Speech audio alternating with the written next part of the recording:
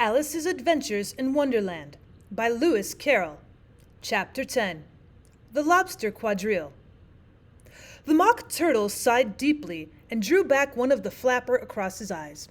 He looked at Alice and tried to speak, but for a minute or two, sobs choked his voice.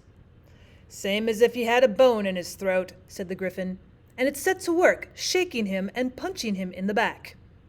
At last, the Mock Turtle recovered his voice, and, with tears running down his cheeks, he went on again. "You may not have lived much under the sea." "I haven't," said Alice. "And perhaps you were never even introduced to a lobster." Alice began to say, "Well, I once tasted," but checked herself hastily and said, "Well, no, never." "So you can have no idea what a delightful thing a lobster quadrille is." "Well, no, indeed," said Alice. "What sort of a dance is it?" "Why," said the Gryphon, "you first form into a line along the seashore." "2 lines," cried the Mock Turtle. "Seals, turtles, salmon, and so on. Then, when you've cleared all the jellyfish out of the way—" "That generally takes some time," interrupted the Gryphon. "You advance twice, each with a lobster as a partner," cried the Gryphon. "Of course," the Mock Turtle said. "Advance twice, set to partners." "Change lobsters and retire in same order," continued the Gryphon. "Then, you know," the Mock Turtle went on, "you throw the—" "The lobsters!" shouted the Gryphon with a bound into the air. "As far out to sea as you can." "Swim after them!" screamed the Gryphon. "Turn a somersault in the sea," cried the Mock Turtle, capering wildly about. "Change lobsters again!" yelled the Gryphon at the top of its voice. "Back to land again. And that's all the first figure," said the Mock Turtle, suddenly dropping his voice. And the 2 creatures who had been jumping about like mad things all this time sat down again very sadly and quietly and looked at Alice. "Well, it must be a very pretty dance," said Alice timidly. "Would you like to see a little of it?" said the Mock Turtle. "Oh, very much indeed," said Alice. "Come, let's try the first figure," said the Mock Turtle to the Gryphon. "We can do without lobsters, you know. Which shall sing?" "Oh, you sing," said the Gryphon. "I've forgotten the words." So they began to solemnly dance around and round Alice, every now and then treading on her toes when they passed too close, and waving their forepaws to mark the time, while the Mock Turtle sang this, very slowly and sadly. "Will you walk a little faster?" said a whiting to a snail. "There's a porpoise close behind us, and he's treading on my tail. See how eagerly the lobsters and the turtles all advance. They are waiting on the shingle. Will you come and join the dance? Will you, won't you, will you, won't you, will you join the dance? Will you, won't you, will you, won't you join the dance?" You can really have no notion how delightful it will be when they take us up and throw us with the lobsters out to sea. But the snail replied, "Too far, and gave a look askance. Said he thanked the whiting kindly, but he would not join the dance. Would not, could not, would not, could not join the dance. Would not, could not join the dance. "What matters it how far we go?" his scaly friend replied. "There is another shore, you know, upon the other side. The further off from England, the nearer is to France. Then turn not pale, beloved snail, but come and join the dance. Will you, won't you, will you, won't you, will you join the dance? Will you, won't you, will you, won't you don't join the dance?" "Thank you. It's a very interesting dance to watch," said Alice, feeling very glad that it was over at last. "And I do so like that curious song about the whiting." "Oh, as to the whiting," said the Mock Turtle, well, you've seen them, of course." "Well, yes," said Alice. "I've often seen them at She checked herself hastily. "I don't know where Din may be," said the Mock Turtle. "But if you've seen them so often, of course you know what they're like." "Oh, I believe so," Alice replied thoughtfully. "They have their tails in their mouths, and they're all over crumbs."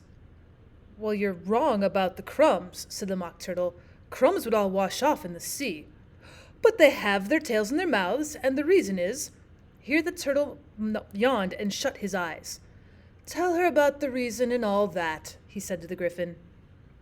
"The reason is," said the Gryphon, "that they would go with the lobsters to the dance. So they got thrown out to sea.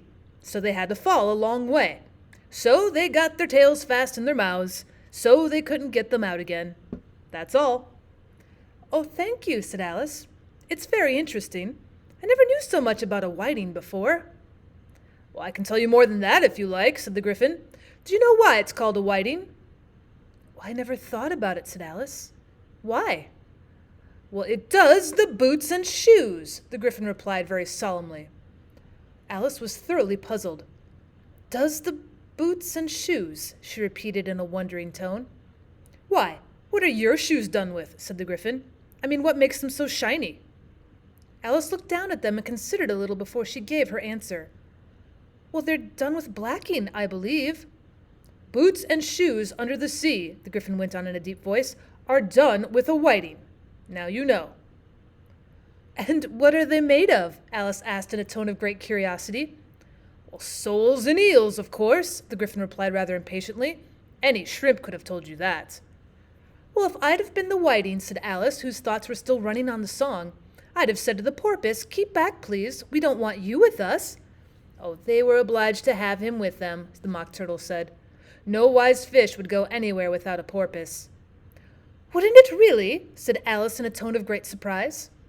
"Of course not," said the Mock Turtle. "Why, if a fish came to me and told me he was going a journey, I should say, 'With what porpoise?'" "Don't you mean purpose?" said Alice. "I mean what I say," the Mock Turtle replied in an offended tone, and the Gryphon added, "Come, let's hear some of your adventures." "Well, I could tell you my adventures, beginning from this morning," said Alice a little timidly. "But it's no use going back to yesterday because, well, I was a different person then." "Well, explain all that," said the Mock Turtle. No, the adventures first," said the Gryphon in an impatient tone. "Explanations take such a dreadful time." So Alice began telling them her adventures, from the time when she first saw the White Rabbit. She was a little nervous about it just at first. The two creatures got so close to her, one on each side, and opened their eyes and mouths so very wide, but she gained courage as she went on. Her listeners were perfectly quiet till she got to the part about her repeating, "You are old, Father William," to the caterpillar, and the words all coming different, and then the Mock Turtle drew a long breath and said, "Well, that's very curious." "It's all about as curious as it can be," said the Gryphon. "It all came different," the Mock Turtle repeated thoughtfully. "I should like to hear her try and repeat something now. Tell her to begin." He looked at the Gryphon as if he thought it had some kind of authority over Alice. "Stand up and repeat, 'Tis the voice of the sluggard,'" said the Gryphon. "How the creatures order one about and make one repeat lessons," thought Alice. "I might as well be at school at once." However, she got up and began to repeat it, but her head was so full of the lobster quadrille that she hardly knew what she was saying, and the words came very queer indeed. "'Tis the voice of the lobster,' I heard him declare. 'You have baked me too brown, I must sugar my hair. As a duck with its eyelids, so he with his nose trims his belt and his buttons and turns out his toes.'" "That's different from what I used to say when I was a child," said the Gryphon. "Well, I never heard it before," said the Mock Turtle, "but it sounds uncommon nonsense." Well, Alice said nothing. She had sat down with her face in her hands, wondering if anything would ever happen in a natural way again. "I should like to have it explained," said the Mock Turtle. "She can't explain it," said the Gryphon hastily. "Go on with the next verse." "But about his toes," the Mock Turtle persisted. "How could he turn them out with his nose, you know?" "Oh, it's the first position in dancing," Alice said, but was dreadfully puzzled by the whole thing and longed to change the subject. "Go on with the next verse," the Gryphon repeated impatiently.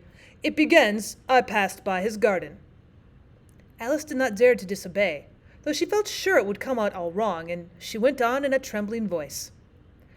"I passed by his garden and marked with one eye how the owl and the panther were sharing a pie."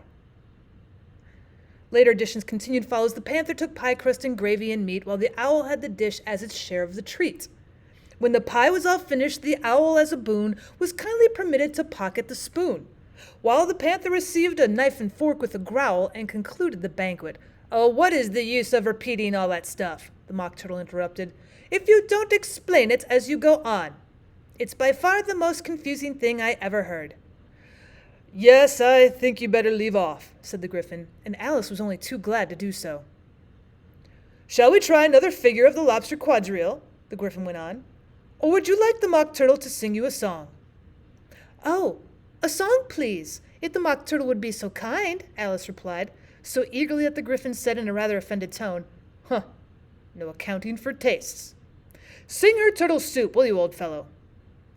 The Mock Turtle sighed deeply and began, in a voice sometimes choked with sobs, to sing this: "Beautiful soup, so rich and green, waiting in a hot tureen. Who for such dainties would not stoop? Soup of the evening, beautiful soup. Soup of the evening, beautiful soup, beautiful soup, beautiful soup. Soup of the evening, beautiful, beautiful soup. Beautiful soup! Who cares for fish, game, or any other dish? Who would not give all else for 2 pennyworth only of beautiful soup? Pennyworth only of beautiful soup, beautiful soup, beautiful soup. Soup of the evening, beautiful, beautiful soup." "Chorus again!" cried the Gryphon, and the Mock Turtle had just begun to repeat it when a cry of "The trial's beginning!" was heard in the distance. "Come on!" cried the Gryphon, and taking Alice by the hand, it hurried off without waiting for the end of the song. "What trial is it?" Alice panted as she ran, but the Gryphon only answered, "Come on!" and ran faster, while more and more faintly came, carried on the breeze that followed them, the melancholy words, "Soup of the evening, beautiful, beautiful soup."